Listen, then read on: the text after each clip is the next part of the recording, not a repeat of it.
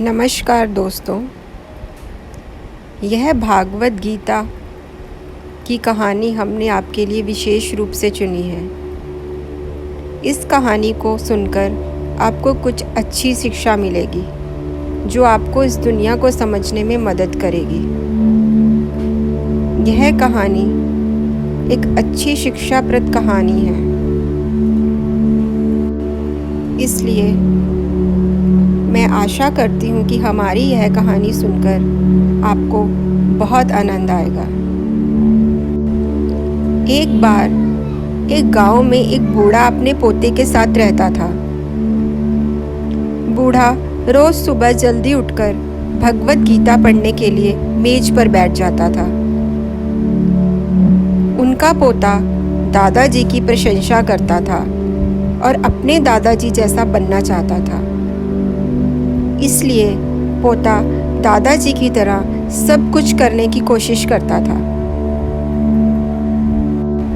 एक दिन पोता अपने दादाजी के पास गया और उनसे कहने लगा, दादाजी, मैं आपकी तरह रोज मेज पर बैठकर भगवत गीता का पाठ करता हूँ, लेकिन मैं इसे ज़्यादातर समझ नहीं पाता हूँ और जो कुछ भी मैं समझ पाता हूँ वह किताबें बंद करने के साथ साथ भूल जाता हूँ। अगर मैं जो पढ़ता हूँ उसे भूल ही जाता हूँ तो भगवत गीता पढ़ने से मुझे क्या लाभ होता है। जब पोता अपने दादा से ये सब प्रश्न कर रहा होता है तब दादाजी एक कोयले की टोकरी पकड़े हुए थे। वह पोते की तरफ देखते हैं और उसे कोयले की टोकरी देते हुए कहते हैं, तुम नदी पर जाओ और मेरे लिए एक टोकरी पानी लेकर आओ।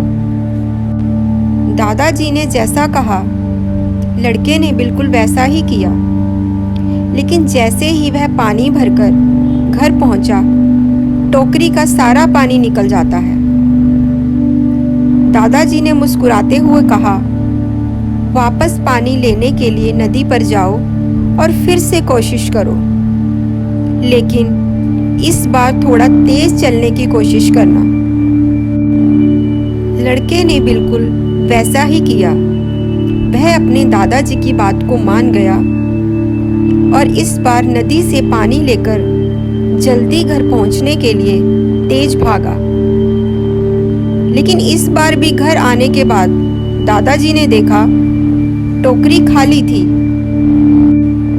दादाजी ने पोते को फिर से कोशिश करने के लिए कहा, लेकिन हर बार रास्ते में टोकरी से पानी निकल जाता और टोकरी खाली हो जाती। पोते ने बहुत प्रयास किया, बार बार जाने के बावजूद भी वह टोकरी में पानी ना ला सका। लड़का थक गया और अपने दादाजी को कहा, दूर नदी से टोकरी में पानी लाना असंभव है। मैं आपके लिए पानी से भरी बाल्टी ला सकता हूँ। परंतु दादाजी ने उत्तर दिया, मुझे पानी की बाल्टी नहीं चाहिए। मैं चाहता हूँ तुम उस कोयले की टोकरी से ही पानी हमारे लिए नदी से लाओ और कोशिश करो, क्या पता इस बार पानी आ जाए। लड़का जानता था कि यह असंभव है, लेकिन उसने अपने दादाजी की बात मानी और फिर से एक बार कोशिश की। इस बार लड़का जितनी जल्दी हो सके दौड़ा, लेकिन फिर से टोकरी खाली हो गई। लड़का थक कर हार गया और उसने अपने दादाजी को कहा, दादाजी, इस टोकरी से नदी में से पानी लाना मेरे बस की बात नहीं है। मैंने जितनी बार भी प्रयास किया मैं असफल रहा। मैंने भाग भाग कर भी पानी लाने की कोशिश की, परंतु फिर भी टोकरी में पानी नहीं बच पाया। दादाजी ने उसे तुरंत उत्तर दिया कि तुम्हारी हार नहीं हुई। तुमको लगता है कि यह असंभव है, लेकिन जरा तुम अपनी टोकरी को देखो। लड़के ने टोकरी की ओर देखा कि टोकरी बहुत साफ सुथरी हो चुकी थी। उसने देखा टोकरी से कोयले के सारे दाग हट चुके थे। अब कोयले की टोकरी अंदर और बाहर से साफ हो गई थी। दादाजी ने पोते से कहा, तुमने देखा कि टोकरी अब सारे दाग से मुक्त हो चुकी है। इसी तरह जब हम भगवत गीता पढ़ते हैं तो ऐसा ही होता है। हमारे अंदर से भी सारे दाग हट जाते हैं। तुम जो पढ़ते हो, जो सुनते हो, उसे तुम समझ पाते हो या नहीं समझ पाते, याद रख पाते हो या नहीं याद रख पाते, लेकिन भगवत गीता के यह शब्द तुमको अंदर और बाहर से बिल्कुल बदल देते हैं।